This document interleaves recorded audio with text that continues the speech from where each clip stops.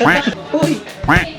At nandito pa rin tayo sa Cebu. Para sa video na to ay pupuntahan at bibisitahin natin ang ating mga kaibigan na minivan builders sa Liloan, Cebu. Walang iba kundi ang DJ Surplus Multicabs at ang Toybats Custom. Makikilala natin si Sir Dave at si Sir Louie na talaga namang mga experts pagdating sa paggawa at pag-build ng malulupit at maaangas na minivans. Titignan natin kung ano ang itsura at kung gaano kagaganda ang gawa nilang mga minivan sa lugar na to. Kaya kung interesado ka at parang gusto mong magkaroon at magpa-build ng sarili mong minivan, para sa iyo ang video na to. Let's go!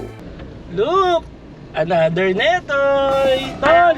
Oh, Tol! oy tol. Anong lugar to, Tol? Ito ang tinatawag tol na Cebu City. Cebu City to, Tol. Hindi to Metro Manila. Hindi tol. Nagmamaneho ko dito, Tol. Yan na nga. Yan. Nagmamaneho ka ng? Ng minivan. Yan. Oo. Kita mo, Hindi ito si Netoy. Oo. Another Netoy to, Tol. Kasi ito yung sabi ko naman na kanina. Ito yung pinahiram sa atin ni DJ Surplus. Thank you, Sir Dave. Sana Yeah. kung mapanood mo to, maraming salamat. Nandun ka, Sir, oh. Ayun. Habang kinakausap kita. Yun. Nandun si Sir Dave. Sila yung nagpahiram sa atin itong DA64W na Samurai na minamaneho ko ngayon, Tol. Nasaan ka nga ngayon tol? Cebu City. Iyon. So kumbaga, Oo. kaya natin ikinukwento yun tol kasi hindi common na Oo. isang taga Maynila, isang taga Metro Manila ay makakapagmaneho ng minivan sa Cebu, Oo. di ba? Kasi Oo. alam naman natin na pag-usapang minivan, isa sa mga pinakaunang pangalan na maiisip natin ay Cebu. Isa Yan. sa mga naisip natin, Tol. Hmm. At syempre dahil consider tayong enthusiast na ng minivan, di ba? Oo naman, oo naman. Oh, minivan lover. Oo. Tapos pupuntahan mo yung lugar, minamaneho mo isang minivan sa isang lugar na kilala ang mga minivan, iba pakiramdam. Tol. Iyon, tol. Masaya ako ngayon. Hindi lang syempre kita sa video yun, pero yung pakiramdam nandito. Oo. Yan, masaya. Yan. Masaya tayo, Tol. Okay, tol. Masaya. Oh. Oo. Nabiyahe na tayo ulit. Oh, biyahe tayo. Kamusta sa mga minivan lovers dyan na taga Cebu? Yan. Shoutout po sa inyo. Makayong buntag, mga minivan lovers from Oo. Cebu. Yan! Ayun. Let's go, Let's go, let's go, let's go, let's go, let's go, Cebu! Let's go, Cebu! Let's go! Cebu!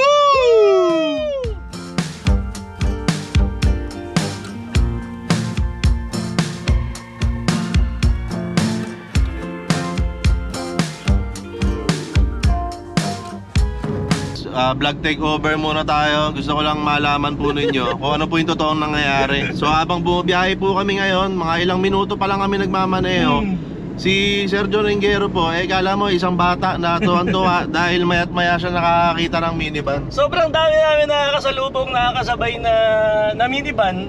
Tol, paling mong ganun, Tol, may makikita ka. Oh. Ayan na. Oh, di ba? Oh. Oh, ganun karami. Ayan, Uy! oh, ayan na naman. Oh, ayan na naman, kasabay Ayun, oh. natin.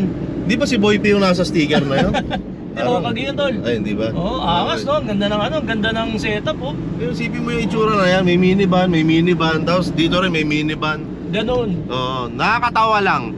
Kasi guys, kung kayo ay... Oh, nakakatawa yun na good sense, ha? Oh. Hindi, itong kukwento ko yung nakakatawa. Oh, bakit? Kung kayo ay regular na nanonood dito sa channel ni Sir John Ingero, Oh. kilala nyo malamang yung inaanak ko na si Scarlett. Oo. Feeling ko si Scarlett yung kasama ko eh. Kasi kada may masalong, ay minivan. Oh, another neto. Oh, ayun na naman, oh. Ayan. Oh, diba? May mga lumang variant, oh. Ayun. Nakakatuwa, eh. Ang masaya. Okay, so parang feeling ko kasama ko yung 28-year-old version na Scarlett. 29? 29-year-old Scarlett na version. Abangan nyo, nako, yung malupit na mangyayari sa video na to. Oh, ano yan, Tol? Walang bibitaw mga kaibigan. Yan na! Walang, Ano yan? hindi natin ine-expect na mangyayari yun. Woo! So panoorin nyo. Yun! Let's go Cebu! Woo!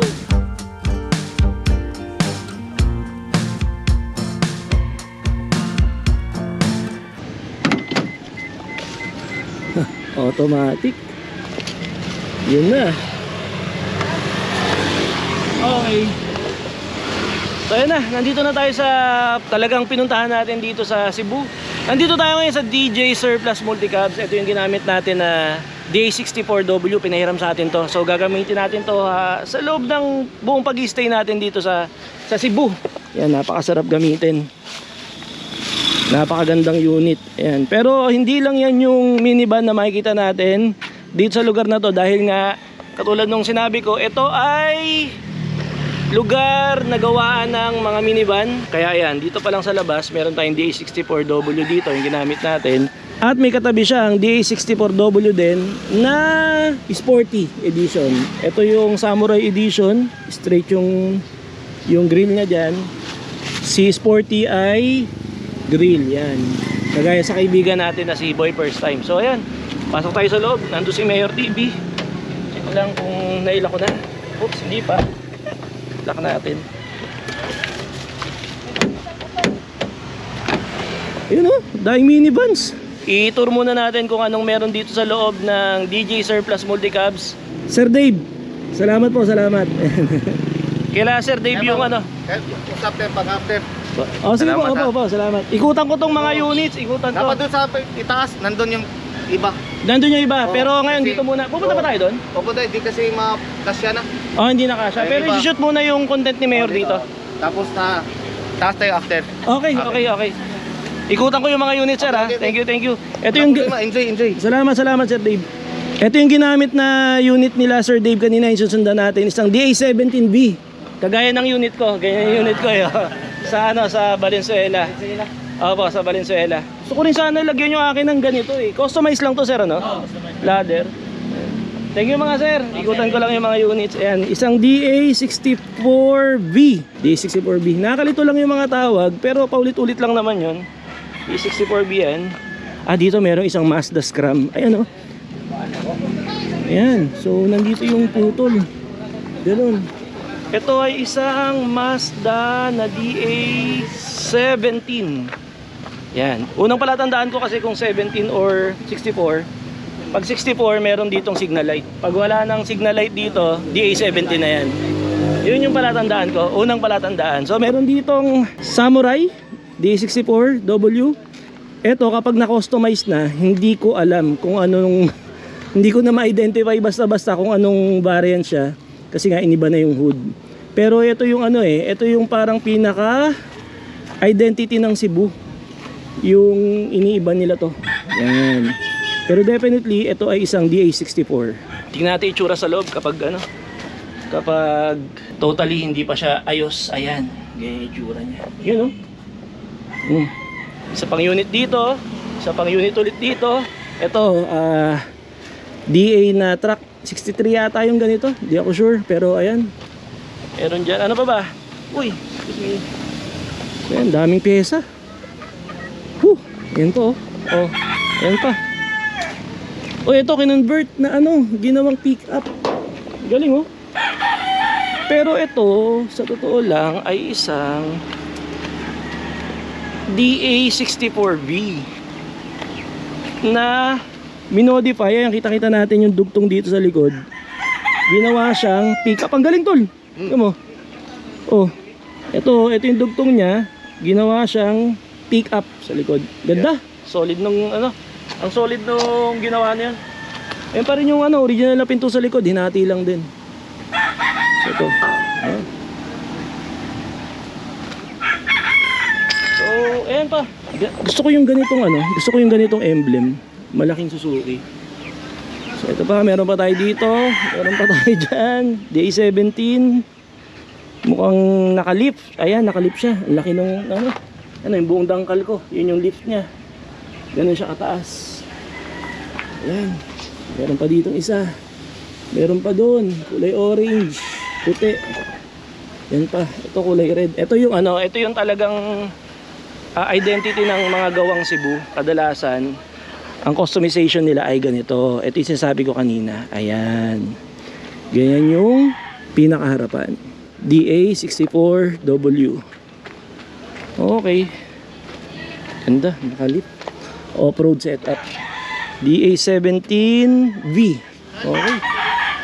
Ayan pa. Customized din yung hood. Ayun, napakarami. Ayan pa, kulay green. Ayan pa, kulay blue. Ito, kotse lang to. So ayun, ganun karami yung mga minivan na nakita natin dito sa yard nila Sir Dave. Pero ang sabi niya, meron pa raw kami pupuntahan yung talagang unang shop nila na nandoon. Kadalasan, ano yung order na unit? Mga ganito, na, yung muso-muso na ngayon ganito. Yan, habang nag-shoot muna sila dyan ng Buhay Minivan episode, tingnan natin tong DA17V na unit nila, sir. Siyempre mas interesado na ako sa unit na kagaya ng minivan ko, katulad ni Netoy siyempre. So ayan, parehong-pareho ng variant oh. Same na same ni Netoy ito. Ordinary side mirror. Tapos si Netoy kinonvert lang naman natin yun na maging automatic, pero ganito rin yung kanya, parehong-pareho. Ayan oh, Tiptronic din. So same na same ng variant ni Netoy ito. Parehong-pareho ni Netoy. Ito mismo yun. Ganto siya. Wala ring compartment dito kagaya kay Netoy. Straight seat din yung kabila. Ayan. Straight seat. Ayan. Syempre bilang DA17 owner, malapit sa puso ko yung DA17 na unit kagaya nito. At nakita ko pa tong unit na inayos, pinaganda at personal na ginagamit nito nila Sir Dave. Ay kagaya ni Netoy, mas lalo akong natutuwa dahil nagtitiwala sila sa ganitong klase ng unit katulad ni Netoy. Parehong-pareho talaga. Bali yung pinaka basic na nitong minivan na to ay katulad ni Netoy. Ang mga naiba lang ay ito, pakita ko sa inyo. Yung setup nila ay nakaangat na, ayan na, naka-lift. Yan, mataas. Tapos naka-all-terrain na gulong. Ganda ng mags, 13. Solid yan. Ganda. Syempre builder sila, kaya nilang gawin yung gusto nila sa unit nila. So yun lang yung pagkakaiba nila ni Netoy. Naka-lift ito ng ilang inches, tapos naka-all-terrain na gulong. Bukod doon, wala na. So same ride lang ni Netoy ito, parehong-pareho. Naka-roof rack din, tapos meron din siyang side owning. O tol, kaya na. Oh. Ay, salamat po sa pagkain. Salamat po. Happy birthday boy. Happy birthday.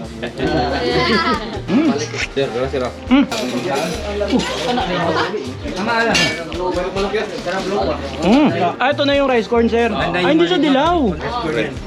Mais. Oo. Subukan natin tong rice corn. Pero ang purpose niya, parang kanin. Oo, parang kanin. Ang diet yan, tol. Ang diet, Uy, tama. ang payat mo na. Oh, kanina, bago ko to kinain, tol. Oo. Ang laki ng pinayat mo. Talaga ba? Coupling rod. Yan. Ito raw yung mga posibleng unang mga palitan sa unit natin kay Netoy. Ignition coil. Oo. Sisira yun. Importante yan. Dati pag pupunta ako ng probinsya, gusto ko mga inuuwi, yung mga mga pasalubong na nabibili sa tindahan. Eto, mas gusto kong pasalubong. Mas maganda yung souvenir na dala natin. Ano to? Ignition oil. Ay, ignition sir? Coil. Masira yung ignition coil. Mga ito, tag 1.4 ang isa niyan. Seryoso? Tabi ko na to.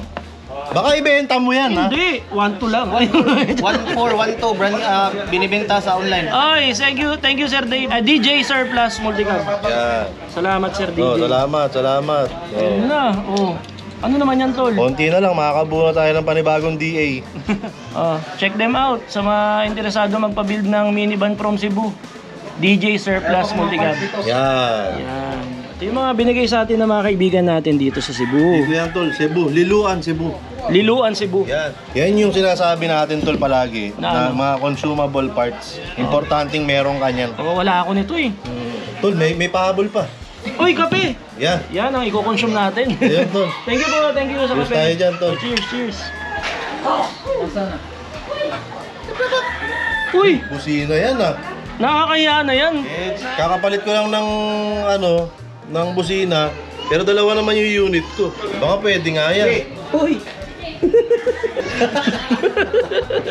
Uy! Dalawa yan, sir Ito yung pop-up. Pop-up yan. Uy! Thank you, sir. Salamat po. Salamat, Sir Dave. Busina nito. Ano yan? Para sa lamok. Para saan to? Lamok? Hindi ka kagatin ng lamok daw. Occlusion. Occlusion para sa lamok ba, pangontra. Oo. Hindi daw makagat ng lamok Ano pa. yan? Ay, kukunin ko to. Oh.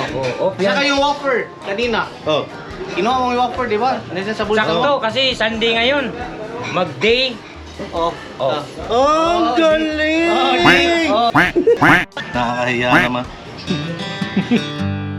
At pagkatapos ng isang napakasarap na salo-salo, kwentuhan at tawanan, konting picture-picture at nagpaalam na rin kami sa aming mga kaibigan mula dito sa Liloan.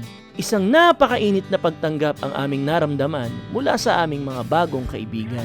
Maraming salamat Sir Dave at Sir Louie ng DJ Surplus Multicabs at Toybats Custom. Pero hindi pa dyan nagtatapos ang ating biyaheng Cebu dahil marami pa tayong pupuntahan. At sa mga susunod na video, yan ang dapat nyong abangan.